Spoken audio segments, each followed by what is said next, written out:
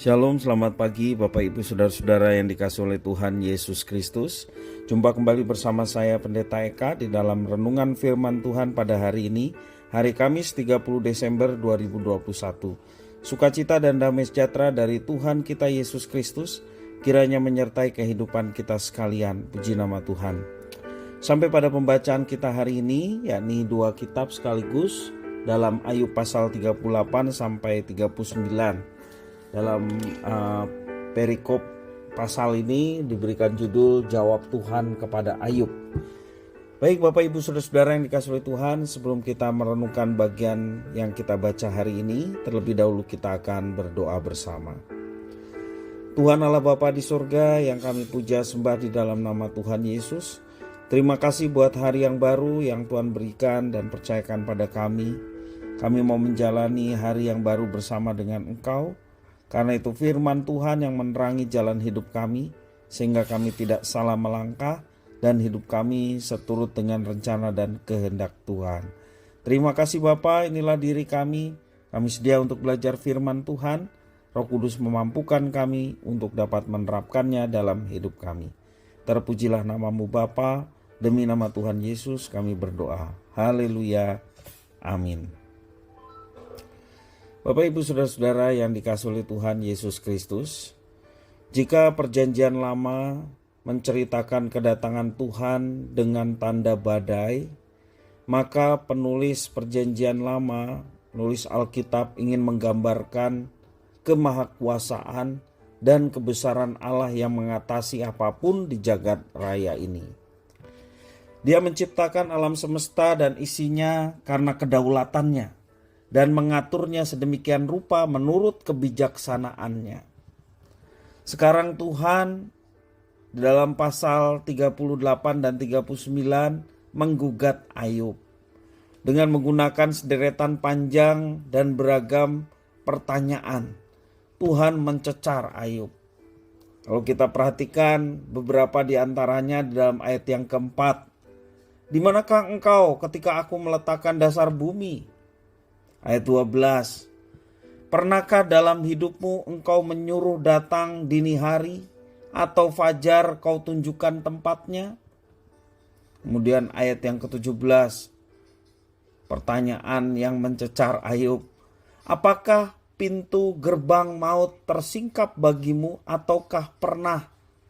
pernahkah engkau melihat pintu gerbang kelam pekat? Ayat 22. Apakah engkau telah masuk sampai ke perbendaharaan salju atau melihat perbendaharaan hutan batu? Ayat 35. Dapatkah engkau melepaskan kilat sehingga sabung menyambung sambil berkata kepadamu, ya? Dalam pasal yang ke-39 ayat yang ketiga, demikian juga pertanyaan yang ditujukan kepada Ayub. Siapakah yang menyediakan mangsa bagi burung gagak apabila anak-anaknya berkaok-kaok kepada Allah, berkeliaran karena tidak ada makanan? Dan pelbagai pertanyaan lain yang sesungguhnya tidak membutuhkan jawaban ilmiah. Misteri kehidupan jauh lebih besar dan luas daripada jangkauan akal budi manusia untuk memahami serta merumuskannya. Semestinya orang percaya menyadari bahwa dalam banyak hal manusia memiliki keterbatasan. Sebaliknya, di sisi lain ada pribadi yang tidak terbatas dan sempurna, yaitu Tuhan Allah. Kita yang terbatas menyandarkan kehidupan kepada yang tak terbatas. Dia yang mengetahui segala sesuatunya, sehingga kita yang terbatas pun memiliki pengharapan karena yang tidak terbatas dan yang sempurna, yaitu Tuhan Allah menyertai dan melindungi kehidupan kita. Tuhan menginginkan manusia membiarkan misteri tersebut sebagai rahasia dan hak Tuhan. Dalam Roma pasal 11 ayat 33 sampai yang ke-36, Rasul Paulus mengungkapkan bagaimana keberadaan Allah. Dikatakan, oh alangkah dalamnya kekayaan hikmat dan pengetahuan Allah. Sungguh tak terselidiki keputusan-keputusannya, dan sungguh tak terselami jalan-jalannya. Sebab siapakah yang mengetahui pikiran Tuhan? Atau siapakah yang pernah menjadi penasehatnya? Atau siapakah yang pernah memberikan sesuatu kepadanya sehingga ia harus menggantikannya? Sebab segala sesuatu adalah dari Dia dan oleh Dia dan kepada Dia, bagi Dialah kemuliaan sampai selama-lamanya. Puji nama Tuhan. Bapak Ibu Saudara, dengan membiarkan sisi Allah yang tak terpahami, kita bukan hanya melihat kemahakuasaan dan kebijaksanaannya yang melampaui akal budi manusia, tetapi juga menerima keterbatasan kita sebagai manusia yang fana. Melalui alam semesta dan segala isinya, kita melihat pribadi Allah yang maha kuasa dan maha bijak dengan segala misterinya yang tak terjangkau oleh akal budi kita. Dan biarlah semua pemahaman kita yang terbatas ini menjadikan kita memiliki kehidupan yang takut akan Tuhan, yang begitu dahsyat kemahakuasaannya, yang begitu dalam kebijaksanaannya, sehingga kita yang terbatas ini mau bergantung hidup kita kepada yang tak terbatas, yaitu Tuhan Allah yang telah menyatakan kehendak dan rancangannya bagi manusia. Terlebih kita orang-orang yang berdosa, Tuhan telah merancangkan keselamatan yang sebelumnya tak terpikirkan. Sesungguhnya kita adalah orang-orang buangan, orang-orang yang layak dihukum.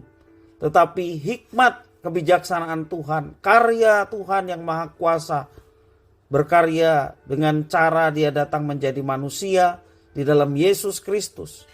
Hikmat Allah di dalam Yesus Kristus yang pada akhirnya dinyatakan dalam kehidupan manusia dan menjadi penyelamat kita orang-orang berdosa. Sehingga kita yang terbatas ini boleh ditolong oleh Dia yang tidak terbatas.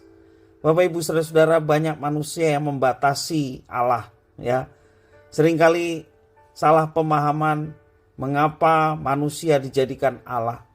Sungguh kita tidak setuju dengan pernyataan tersebut. Maklum, karena banyak orang belum memahami akan hikmat Allah. Sesungguhnya adalah Allah yang maha kuasa yang tak terbatas itu menjadi manusia untuk menolong manusia yang terbatas. Sehingga Dia yang tidak terbatas menjadi manusia di dalam Yesus Kristus.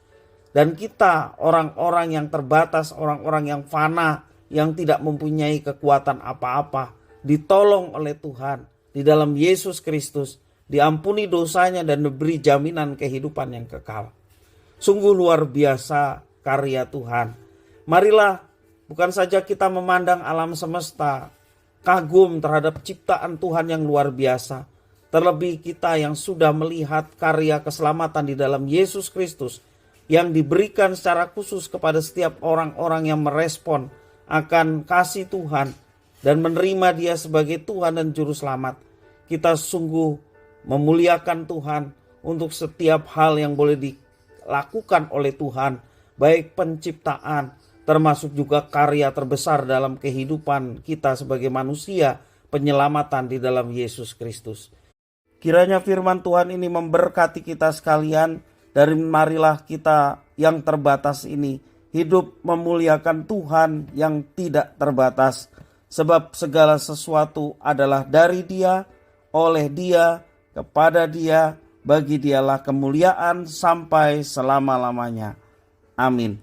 Mari kita berdoa. Tuhan Allah Bapa di surga, sungguh kami kagum akan ciptaan-Mu. Sungguh kami kagum akan karya agung-Mu di dalam Yesus Kristus. Terima kasih ya Tuhan, berkat-berkat telah Tuhan curahkan kepada kami. Kami orang-orang yang terbatas, yang sesungguhnya layak mendapatkan hukuman karena dosa-dosa. Kami sungguh bersyukur atas pengampunan. Kami sungguh bersyukur atas karya Kristus yang memberikan jaminan kehidupan yang kekal. Sungguh kagum, hormat, dan puji sembah hanya kepada Tuhan yang memberkati kami sekalian. Terima kasih ya Tuhan. Biarlah dalam kehidupan kami selalu gentar akan kemahakuasaan Tuhan, sehingga hidup kami hidup dalam takut akan Tuhan, hidup dalam ketaatan akan firman Tuhan, karena itulah yang membahagiakan hidup kami. Terima kasih Bapa, inilah diri kami, ucapan syukur atas firman Tuhan hari ini. Demi nama Tuhan kami Yesus Kristus, kami sudah berdoa dan bersyukur. Haleluya. Amin.